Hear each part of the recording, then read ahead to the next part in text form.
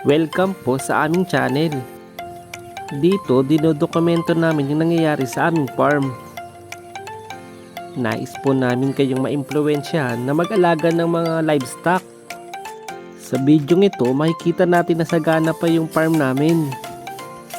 All things well yung sistema natin. Sa gantong panahon, walang kaproblema yung cowboy. Maraming pagkukunan ng pagkain yung mga alaga naming hayop. Dahil sa gana, wala tayong kahirap-hirap. Makikitang naglalagpasan na sa tao yung mga damo. Ito po yung masasabi nating panahon ng kasaganahan.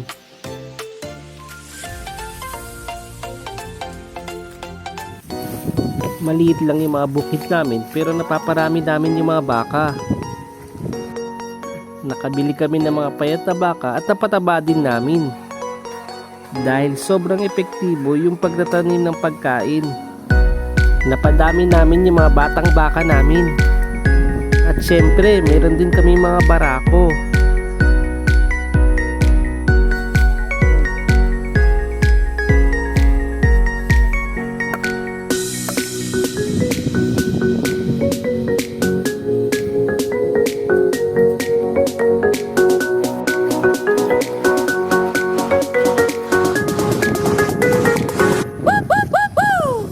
Lahat yan ay nagagawa kapag maganda yung sistema.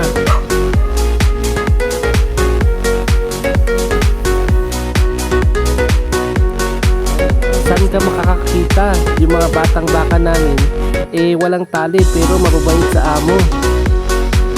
Sana yung baka nyo mabait din. Dahil abundant yung resources, bagamat may baka na kami, sinubukan din namin yung ibang livestock. Dahil maraming damo, bakit hindi tayo mag-alaga din ng kambing? Sagana yung farm namin, yung pagkain nila nasa paligid lang. Makikitang sinusungkit-sungkit lang yung pagkain nila. Makikitang nagsimula lang kami sa 5 kambing na inahin at 1 barako. Makikita nyo yung isa lang yung lalaki, tapos totoy pa. Pero ang mahalaga sa pagsisimula ay yung pagkain talaga. Dahil sa gana, marami tayong binibigay na servings. Tandaan, ang konti, kapag tumagal, dadami din yan. Makikitang sa bandang pintuan lang ng kulungan ng mga kambing, nandun na yung pagkain nila. Napakadaming napir. After 5 months, nagkaroon na sila ng mga anak. Tulad ng kahit anong investment, paunti-unti lang yung pag-unlad. Dahil sagana yung mga farm namin sa buko, pati po mga dahon nito, binigay na rin namin sa kambingan namin.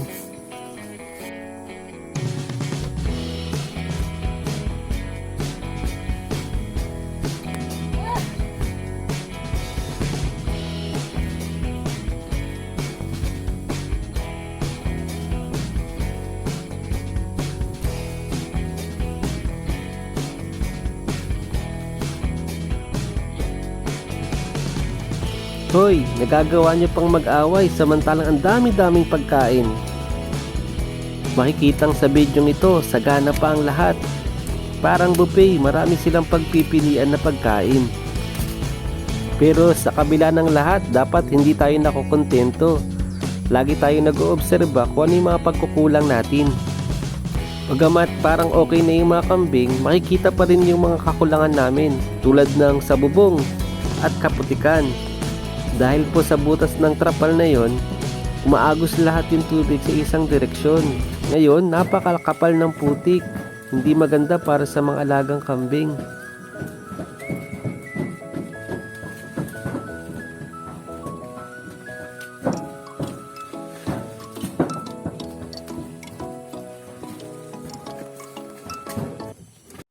Yung mga puno natin, nagbibigay din ng mga prutas. Mga prutas na gustong-gusto ng mga baka namin. Pinapakita lang nito na masyadong masagana yung lugar natin. Naging malaya yung mga kambing namin, kaya mas madali rin silang magpabuntis. dagdagan mo pa ng saganang pagkain, maganda talaga magiging resulta. Pinagtuunan din natin yung inobasyon sa pagkakaroon ng tubig. Hindi hadlang yung pagkakaroon ng walang linya ng tubig para magkaroon ng pastulan. Ang mahalaga lang ay magkaroon ng clean water na fresh water source yung mga baka natin.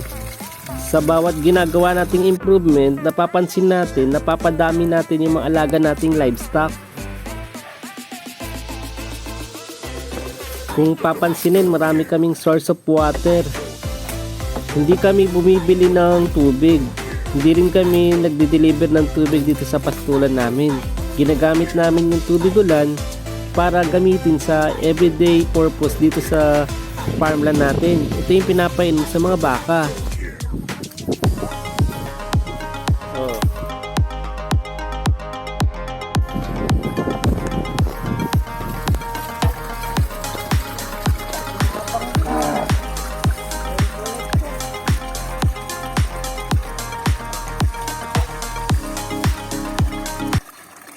Kapag palagi kayong nag-i-improve or may binabago kayo lagi sa farm ninyo, darating yung panahon magiging efficient din yung pastulan ninyo.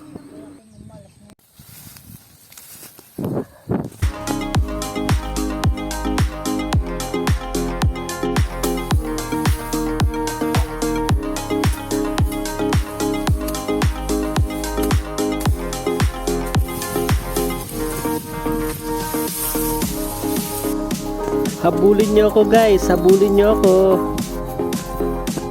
Yes, ang bait nyo naman.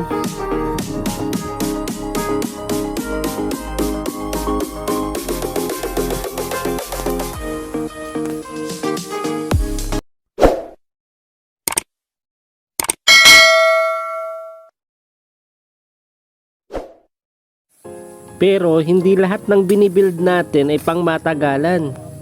Minsan yung mga tulad ng damo na tinanim natin, pinaghirapan natin ay masisira rin sa isang iglap. Kinakailangan lang ng isang malakas na hangin para baliin yung mga dahon ng napier grass namin. Yung dating magandang pastulan natin ay medyo pumangit. Pero makikita natin na kailangan kagad tayong bumangon at magsimula uli.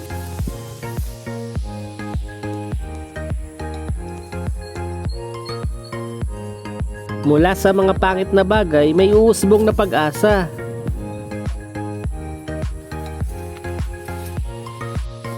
Nakita namin yung oportunidad. Siguro masarap ngayon maggawa ng buko salad.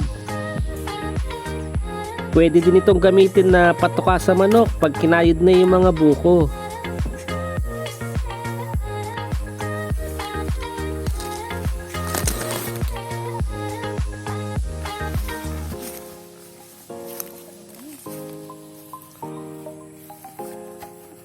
Iniisip na lang namin na mapalad pa rin tayo kasi hindi nasira yung mga bahay.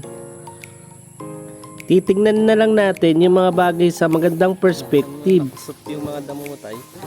Kaya dito papasok yung pagiging resilient natin. Kaya hindi pa rin namin tinatanggal yung pagpapastol sa mga baka na pangkaraniwan. Kasi kapag nasira yung pastulan, okay pa din.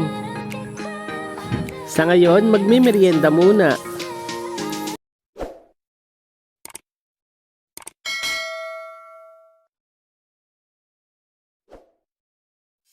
Tulad ng truck na paparating, marami tayong babaguhin sa pastulan namin.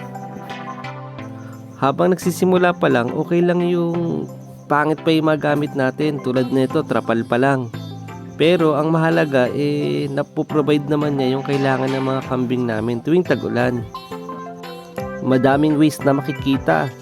Senyalis na maraming sasayang. Yung mga tangkay, tsaka ibang malalambot na dahon hindi nila nakakain lahat pag nalaglag na. Syempre sa umpisa hindi pa alam natin kung paano pamamalakad, wala pa tayong sistema. Pero kapag tayo ay matagal-tagal na nag-aalaga, nakukuha na natin at dun tayo nag-i-improve.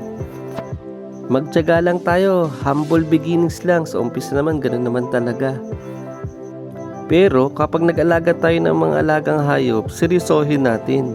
Hindi pwedeng hindi consistent. Pangit po yung iba-iba yung oras ng pagkain nila. Dapat may sistema tayong ginagawa. Siyempre sa umpisa, simple lang. Mga gamit pa lang natin ay tali at kawayan lang, kahoy, ganyan pa lang. Pero hindi ibig sabihin nun, yung ginagawa natin ay hindi magbubunga. Pinapakita lang doon na kahit simple yung mga gamit natin, pwede tayo mag-alaga.